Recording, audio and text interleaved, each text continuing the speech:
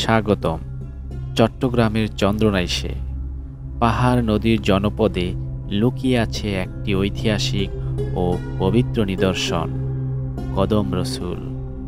বাংলাদেশের বিভিন্ন জায়গায় কদম রসুল নাম শোনা গেলেও চন্দ্রনাইশের কদম রসুলের রয়েছে বিশেষ খ্যাতি। এখানে সংরক্ষিত আছে মহানবী হজরত মুহাম্মদ সাল্লাল্লাহু আলাইহি ওয়াসাল্লামের পবিত্র পদচিহ্ন। সেই কারণেই এটি শুধু চট্টগ্রামেরই নয়, পুরো দক্ষিণ চট্টগ্রামের মানুষের কাছে আধ্যাত্মিক কেন্দ্র হিসেবেও সমাদৃত। এখানে আরও রয়েছে বড় পীর আব্দুল কাদের জিলানী রহমতুল্লাহ আলাইহির পবিত্র পায়ের ছাপ, মসজিদ, মাদ্রাসা আর পুরনো কবরস্থান স্থানটিকে দিয়েছে এক ঐতিহাসিক আবহ।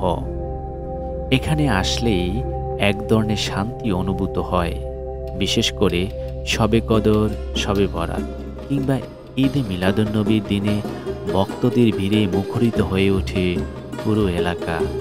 কদম রসুল শুধু ধর্মীয় গুরুত্বের স্থান নয়, বরং স্থানীয় সংস্কৃতি ও ইতিহাসেরও এক অমূল্য সম্পদ। এখানে আরও দেখা যায় মোগল স্থাপত্যের অন্যতম নিদর্শন খান মসজিদ ও সারিবদ্ধ 22টি পুরনো কবর। জানা যায় এই কবরগুলোতে চিরনিদ্রায় শায়িত আছেন উচ্চপদস্থ 22 জন মোগল সেনা। তাই ভ্রমণ পিপাসু বা ইতিহাস প্রেমী যে কেউ চাইলে এখানে আসতে পারেন। চন্দ্রনাইশ উপজেলার বাগিচাহাট সংলগ্ন চট্টগ্রাম কক্সবাজার মহাসড়কের দোহাজারী এলাকার কাছাকাছি হওয়ায় যাতায়াত খুব সহজ। সড়কের পশ্চিম কোল ঘেঁষে অবস্থিত আনুমানিক 17 শতাব্দীর 3 গম্বুজ বিশিষ্ট একটি পুরনো মসজিদ। মসজিদের দক্ষিণ পাশে সীমানা প্রাচীর দিয়ে ঘেরা চত্বরে রয়েছে 22টি পুরনো কবর। মসজিদের উত্তর পাশে 1 গম্বুজ বিশিষ্ট একটি কক্ষে সংরক্ষিত আছে মহানবী হজরত মুহাম্মদ মুস্তাফা সাল্লাল্লাহু আলাইহি ওয়াসাল্লাম ও বড় পীর আব্দুল কাদের জিলানী রহমতুল্লাহ আলাইহির পবিত্র পায়ের ছাপ।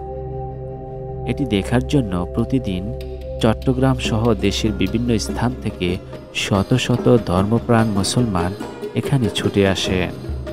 তাই আপনি যদি চট্টগ্রামে ঘুরতে আসেন তবে অবশ্যই সময় বের করে চলে আসুন চন্দ্রনাইশের কদম রসুলে, যেখানে ইতিহাস, ধর্মীয় বিশ্বাস আর আধ্যাত্মিকতার এক অপূর্ব সমন্বয় খুঁজে পাবেন।